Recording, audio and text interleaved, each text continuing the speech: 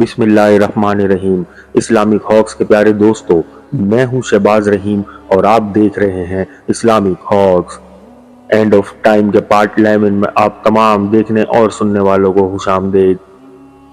चलते हैं वीडियो की तरफ, मगर वीडियो में आगे बढ़ने से पहले आप तमाम देखने और सुनने वालों से गुजारिश है कि मेरे चैनल को सब्सक्राइब कीजिए, वीडियो को लाइक एंड शेयर कीजिए और बेल आइकन को भी प्रेस कर दीजिए ताकि मेरे नए आने वाले वीडियोस की नोटिफिकेशन आप तमाम देखने और सुनने वालों को मिल सकें।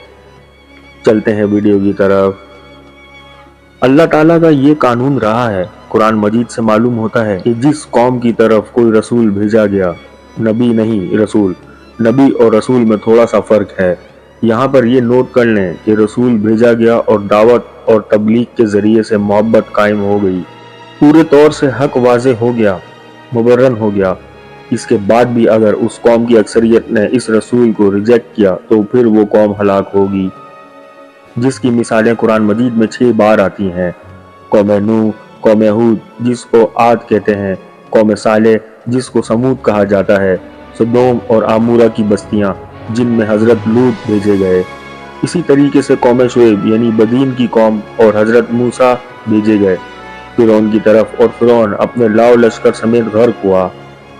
इसी कानून के तहत जब यहूदियों की तरफ हजरत ईसा अलैहिस्सलाम रसूल बनाकर भेजे गए और उन्होंने रद्द कर दिया तो वो मुस्तहिक हो गए इसी अजाब के जो अजाब के तमाम काफिर कौमों पर आया है। ये अल्लाह की हिकमत है कि अल्लाह ने इस मामले को मुलतवी कर दिया है। हजरत ईसा अलैहिस्सलाम को उठा लिया और इनको गोया ये मोहलत मिल गई कि अभी और ये दुनिया में रह लें। इसके बाद जब हुजूर सल्लल्लाहु अलैहि वसल्लम की बअसत हुई तो कुरान मजीद में है कि देखो अब भी तुम्हारे लिए मौका है कि तुमने ईसा अलैहिस्सलाम को रद्द किया, लेकिन अब मोहम्मद सल्लल्लाहु अलैहि वसल्लम पर ईमान ले आओ। तुम्हारा रब अब भी तुम पर रहम करने को तैयार है, लेकिन अगर तुमने वही राह इख्तियार की, कुफर की, तो तुम्हें वही सजा मिलेगी। लेकिन उन्होंने हुजूर सल्लल्लाहु अलैहि वसल्लम को भी रद्द किया। ये मुस्तहिक तो हो चुके हैं बहुत अरसे से कि अजाब इस्तीसाल जिसको कहते हैं यानी जड़ काट दी जाए, लेकिन इसको अल्लाह ताला ने ज़रा मुलतवी किया हुआ है इस वक्त तक के लिए कि हज़रत मसीह खुद आ जाएं, जैसे कि हज़रत नूह अलैहिस्सलाम के सामने कौम गर्क हुई, यहाँ तक कि इनका बेटा भी गर्क हुआ। हज़रत सालेह हूद अलैहिस्सलाम की निगाहों के सामने इनकी कौमों पर अजाब आया। हज़रत मूसा अलैहिस्सलाम और बनी इसराइल की निगाहों के सामने फिरौन और इसका लश्कर गर्क हुआ। इस एतबार से हज़रत मसीह के हाथों इनके लिए आखिरी सजा आने वाली है और इनका वो ग्रेटर इसराइल जिसका ये ख्वाब देख रहे हैं, ग्रेटर ग्रेवयार्ड फॉर ज्यूज बनने वाला है। हज़रत ईसा अलैहिस्सलाम और इमाम मेहदी का क्या सिलसिला है? इमाम मेहदी तो इसके बाद इंतकाल कर जाएंगे, 7 साल तक रहेंगे, इनकी हुकूमत अरब में कायम रहेगी। इसके बाद मसीह को एक और जंग करनी होगी और वो जंग होगी याजूज और माजूज के खिलाफ। प्यारे साथियों, मुस्तकबिल के बारे में बयान किए गए वाक़यात और हालात का असल मतलब समझने के लिए इस मोड़ पर यह ज़रूरी है कि हम कुरान मजीद में बयान किए गए माजी के अजीमुल शान मोहल्लात और इनमें बसने वाले मुहज़िब ताकतवर हजरात पर भी नज़र डालें। हज़रत लूत हज़रत इब्राहिम के हम असर थे।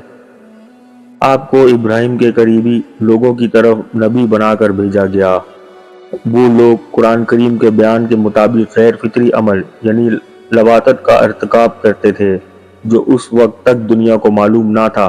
कुरान करीम में अल्लाह ताला बयान फरमाते हैं, और लूत ने जब अपनी कौम से कहा कि तुम बेहयाई के काम करते हो जो तुमसे पहले किसी ने भी दुनिया वालों में से ना किए, तुम मर्दों से बदफैली करते हो और आफरीनश नस्ल की राह मुनक़ता करते हो और अपनी मजलिसों में बुरे काम करते हो, तो इसका जवाब इनके पास इसके सिवा कुछ ना था कि वो कह उठें, अगर तुम सच्चे हो तो हम पर अल्लाह का कहर नाजिल कर दो।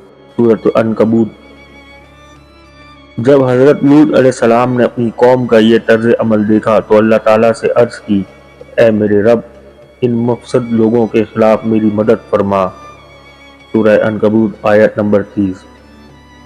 इस दौर के बाद अल्लाह ताला ने इंसानी शक्ल में 2 फरिश्ते भेजे और जब हमारे भेजे हुए फरिश्ते लूत के पास पहुंचे तो वो गमगीन हुए और तंगदिल हुए और कहा, आज का दिन बड़ा सख्त दिन है। लूत अलैहिस्सलाम ने कहा, تم تو اوپر کے لوگ معلوم ہوتے ہو۔ وہ بولے بلکہ ہم آپ کے پاس وہ چیز عذاب الہی لے کر آئے ہیں جس کے بارے میں یہ لوگ شک کرتے تھے، اور ہم آپ کے پاس ایک حتمی فیصلہ لے کر آئے ہیں، اور بے شک ہم بالکل سچے ہیں۔ بس آپ کچھ رائے رہیے، اپنے گھر والوں کو لے کر نکل جائیے، اور آپ ان کے پیچھے چلیے، اور آپ میں سے کوئی مڑ کر پیچھے نہ دیکھے، اور جہاں کا آپ کو حکم ملا ہے چلے جائیے۔ اور ہم نے اس کی طرف اپنا یہ فیصلہ بھیج دیا کہ صبح ہوتے ہی ان نافرمان لوگوں کی جڑ ہی کاٹ دی جائے گی۔ اس دوران قوم کو معلوم ہو گیا کہ حضرت لوط علیہ السلام کے ہاں کچھ مہمان آئے ہیں۔ وہ آپ کے گھر کے ارد گرد اکٹھے ہو گئے۔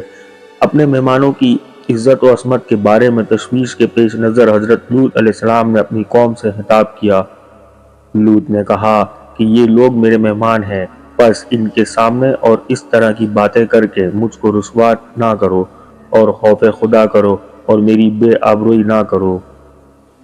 اس پر قوم نے جواب دیا کہ کیا ہم نے تم کو دنیا بھر کے لوگوں کی حمایت سے منع نہیں کیا؟ اس پر حضرت لوط علیہ السلام نے فرمایا، اے کاش میں تمہارے مقابلے میں زور آور ہوتا یا کسی مستحکم پناہ میں جا بیٹھتا۔ پیارے ساتھیوں، صبح ہوتے ہی قوم اس تباہی سے دوچار ہوئی جس کے بارے میں قرآن پاک کہتا ہے، پس طلوع آفتاب کے ساتھ ہی ان کو ایک چنگھار نے آ پکڑا، پھر ہم نے اس بستی کو تابہ بالا کر ڈالا اور آسمان سے ان پر کنکر برسائے، اور بے شک اس میں اہل فراست کے لیے بڑی نشانیاں ہیں، اور آج بھی مکے سے شام کی سیدھی راہ پر وہ بستی واقع ہے۔ پھر جب ہمارا حکم آ پہنچا تو ہم نے اس بستی کا اوپر کا حصہ نیچے کر ڈالا اور اس پر مسلسل پتھر کے کنکر برسائے۔ آپ کے پروردگار کے ہاں سے نشان کیے ہوئے اور ظالموں سے وہ اب بھی دور نہیں۔ پیارے ساتھیوں، ویڈیو میں آج کے لیے بس اتنا ہی۔ ملتے ہیں اگلی ویڈیو میں، مگر جانے سے پہلے آپ تمام دیکھنے اور سننے والوں سے گزارش ہے کہ میرے چینل کو سبسکرائب کیجیے، ویڈیو کو لائک اینڈ شیئر کیجیے، اور بیل آئیکن کو بھی پریس کر دیجیے تاکہ میرے نئے آنے والے ویڈیوز کے نوٹیفیکیشن آپ تمام دیکھنے اور سننے والوں کو مل سکیں۔ ملتے ہیں اگلی ویڈیو میں، تب تک کے لیے اللہ نگہبان۔